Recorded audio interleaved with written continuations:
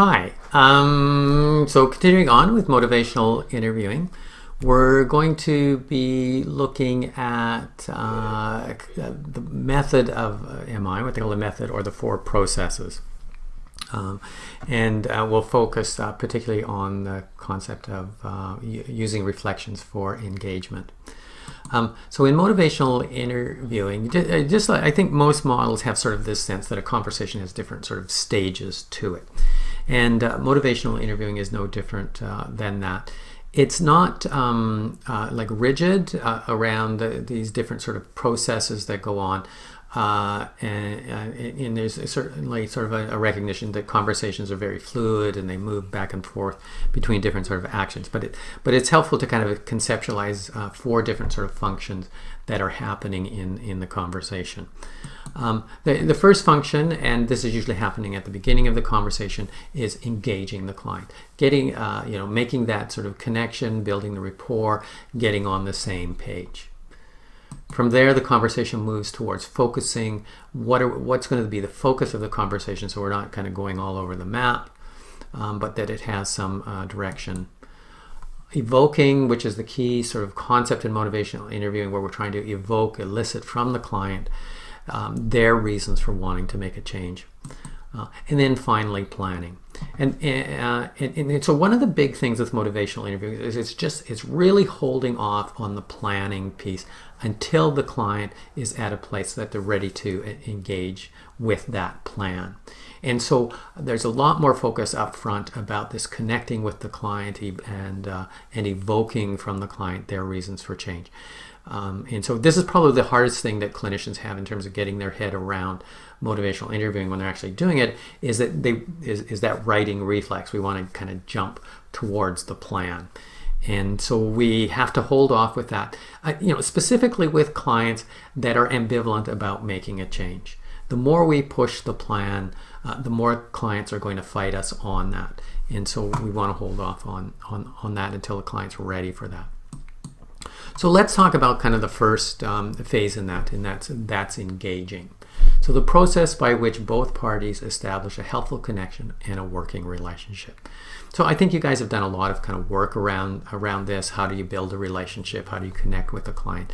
And so MI is they have a particular structure to that, but a lot of it is stuff that I think you'll be familiar with. They outline a set of core skills, and they use the acronym OARS. So open-ended questions that expand the conversation, using affirmations, reflections, which we'll talk more about in just a second, which are kind of your reflecting back to the client what you're hearing, and the use of summarizing. And so this concept of OARS provides sort of the core piece of it. Now, I'm pretty sure you've been exposed to these skill sets, and so getting your head around MI is largely kind of practicing them. But there are some nuances and some kind of advanced practice kind of pieces to it that you may also want to consider. The other skill that they've added in kind of the most recent version of MI is this information and advising. How do we give information to clients? A lot of work we do involves kind of the sharing of information, and so MI has put some effort into thinking about how do we best do that. So, but let's start off with the skill set around reflections, because this is probably one of the critical pieces with MI. In terms of clinicians learning MI, this is probably where people spend a fair bit of their sort of time and energy. So reflections are statements that reflect back your understanding of what the client means. So their statement of understanding, it's a way of checking that you're hearing it right without assuming. Now, in other sort of models, they'll use the words like parroting and paraphrasing. So basically, it's this idea that when a client says something to us, we want to state it back to them to make sure that we're getting it right, but also so that they have a sense that they're being heard. And if you think about a client when they come in to see us, they've got usually things are kind of jumbled up in their head, and they'll pick something to tell us. But it might not come out exactly right, and it might not be the most important thing, but they say something, and we hear that, and then we interpret it to mean something. And so that piece that's in their brain and that piece that's in our brain may or may not be kind of the same thing. And so we need to state that back to the client and have them, kind of double check our work, so to speak. And so the conversation, you really want to kind of go on with a lot of this. Now, the nuance with reflection with motivational interviewing is it encourages you to do a lot of it. And it uses reflections in a way that can replace a lot of the way you probably ask questions, because it encourages the client to talk, and it's less directive from our part, and it opens up conversation, and it helps the client hear themselves. So it becomes a kind of a key place. Now, we divide reflections into simple and complex. So simple reflections are statements that basically are, it's kind of the idea of parroting. They're basically kind of stating back pretty much exactly what the client said. We're not adding anything to it, but we might kind of reword it a bit. So a client says to us, I'm feeling pretty depressed today. Okay, client might say that. So we as a worker, if we want to do a simple reflection, what would we say? Well, we might say something like, you are feeling depressed, right? I mean, just kind of simple, right? Today is a down day. So another way of saying it, it's nice to use the client's own words. Sometimes that feels a little repetitive, right? But just kind of a statement back.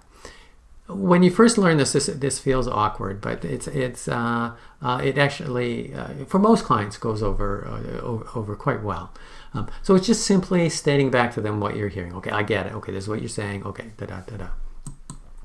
Complex reflections, this is more along the idea of paraphrasing as opposed to parroting, is where we add meaning or emphasis to what was said. So what is it that they've said, but what's behind it? What's important in what they're saying? So again, if the client says, I'm feeling pretty depressed today. Okay, so if you know a little bit about the client, you might want to, you kind of want to push the conversation a little further, right? And so, okay, what's behind feeling depressed? Things have been piling up for you lately. You've had a lot of schoolwork, you've had a lot of pressures from home, right? And so you're kind of filling in the blanks a little bit here. And this shows kind of that you've got a deeper understanding of what's going on with the client. Now, you're taking a bit of a guess here, and so you're kind of gambling, and you could be getting it wrong. But if you've already, but most clients will be okay with that. They'll just correct you as long as you get the corrections. Now, in a conversation, you probably want to start off with the simple reflections first, and then kind of as your rapport starts to build, you kind of move into these more complex reflections.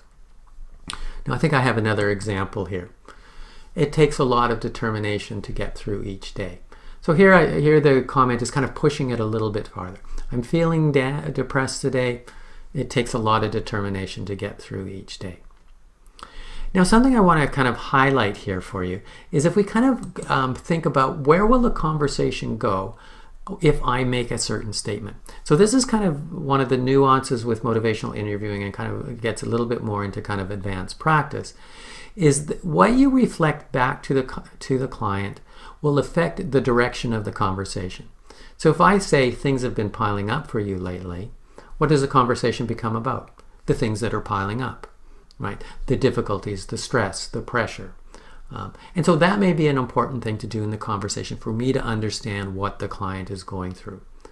But maybe I want to move the conversation farther. Maybe we've kind of gone through kind of what the problems are, but I want to move the conversation more towards change.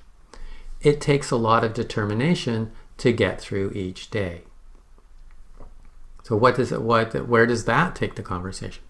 Well, it takes the conversation into the determination. We start talking about the effort. I have to work hard. What do you do to kind of get yourself up and going in the morning when you feel so down? Well, I find if I just have a shower first, right? And so it gets the client talking in a direction that may be more useful for your clinical conversation. So we use reflections not just to communicate I understand, but also to help take the conversation in a useful direction. So reflective listening is making a guess about what a person means, right? So we're kind of what's below the surface, what isn't being said. Okay, so let's kind of try an example here. Client says, my boyfriend wants me to move in with him, but I'm not sure I want to just yet. So we have a statement, there's lots of information in the statement, but there's lots of information behind the statement too. Now in our simple, did I say sinful? In our simple reflection, we are going to focus on the very specific content. So we got, we talk about the boyfriend wanting to move, but I'm not sure I want to just yet, right? And so we just simply reflect that back. He wants to live with you, okay? We're just simply stating what the person said. But we also could kind of reflect, you're not sure, right? Which is probably more relevant to this conversation. You're not sure. Now, notice I'm trying to keep my statements short and simple. Okay? So that will take the conversation probably into her providing more detail. If you say he wants to live with you, it'll probably be more about him. You're not sure, which is probably strategically the better choice. It'll be into her ambivalence about not changing. Now let's think about this from a complex reflection. What's behind the statement that what you're saying? What's the unspoken piece, or the piece that we want to sort of bring to light? And it's probably something about this ambivalence, and there may be more to it. And let's presume we know a little bit more about the client. So we could try something. You're not sure where the relationship is going. So we're commenting on that ambivalence. I'm not sure I want to just yet. Right? Well, why is that? You're not sure where the relationship is going. Right? So it's about, so you're taking the conversation into the relationship. You're not sure about the relationship. Are you ready for this step of living together? I think I have another example here. You've got other things that are more important right now. Now, maybe you know something about the client situation. Maybe she cares a lot for the fellow. Maybe she would like to live with him, but there's some other priorities in her life, and now is just not a good time to do that. So you're making some guesses about what the ambivalence is about, and you're putting that out on the table. That shows that you're paying attention, and it also helps you move the conversation forward. He's getting pushy. Okay, so there's another reflection. So we go back to the boyfriend. Okay, maybe there's something about the boyfriend. Right? And so again, you're putting out a thought that you're speculating is true, and then helps move the conversation forward. Now I'm going to give you kind of another sort of example here, what we call a double-sided reflection. And this is where we reflect back both sides of a person's ambivalence. Part of me wants to live with him. Part of me wants to do something else. Part of me wants to exercise more. Part of me goes, I just hate going to the gym. And so we want to start reflecting back both sides of that, because it sort of highlights sort of the contrast for the individual. Okay, so I think I got an example here. On the one hand, you find exercise boring, and on the other, you sleep better if you do some exercise. So presumably you've had enough conversation that you've been able to sort of pull out different sort of pieces of the for the person. Now, if you notice here, and again, we're going with the idea of what's going to move the conversation forward. We started with you find exercise boring, and we could end with you sleep better if you do some exercise. So we're making a clinical judgment that exercising is a good thing for this person, and helping the person move towards that change is a desirable thing. Maybe it's not. Maybe it's a 50-50, right? And maybe it. But if we kind of accept that assumption, we end off with you sleep better if you do some exercise, because that'll take the conversation into about sleeping better, why exercise is good. If I end with this statement, if I go on one hand, you sleep better if you do some exercise, but you find it boring, which it tends to be I know for myself, what comes out of my mouth easier, then the conversation becomes, yeah, exercise is boring. And it doesn't move the client into talking more about exercise. So we use the kind of the desired direction kind of at the end. And we use the word and instead of but. because it's kind of that yes but. We want to kind of stay away from that. I think I have another example here. You want to slow down on the burgers and fries, yet you know they aren't helping your diabetes. Okay, you love your burgers and fries, but they aren't helping. And again, we go, they aren't helping as kind of the end piece, because that's where we want to move the conversation. Okay, so some points about it. So we use reflection to help us with the direction of a conversation. Now again, that's more advanced practice. First you want to get your head around just kind of reflective listening. And I suspect you've had a fair bit of exposure to that already in some of your other courses. We want to be short, brief, to the point. We shouldn't be saying more than what the client is saying. And high frequency. So we want to do a lot of reflections. And when we code individuals, we're looking for 2 to 3 times more reflections than questions. And this is a tricky point for clinicians. Clinicians are often very good at asking questions, but questions tend to shut down conversation. You want to use, reflections are better at expanding conversations. The other point that I like to make with students is the idea of a fallback position. All of us get into a conversation with clients and we get kind of stuck about, okay, what should I say next? Where should I go here? Reflections are a really just kind of safe fallback. You don't know where to go in the conversation, and just sort of reflect back what the client has been saying to you.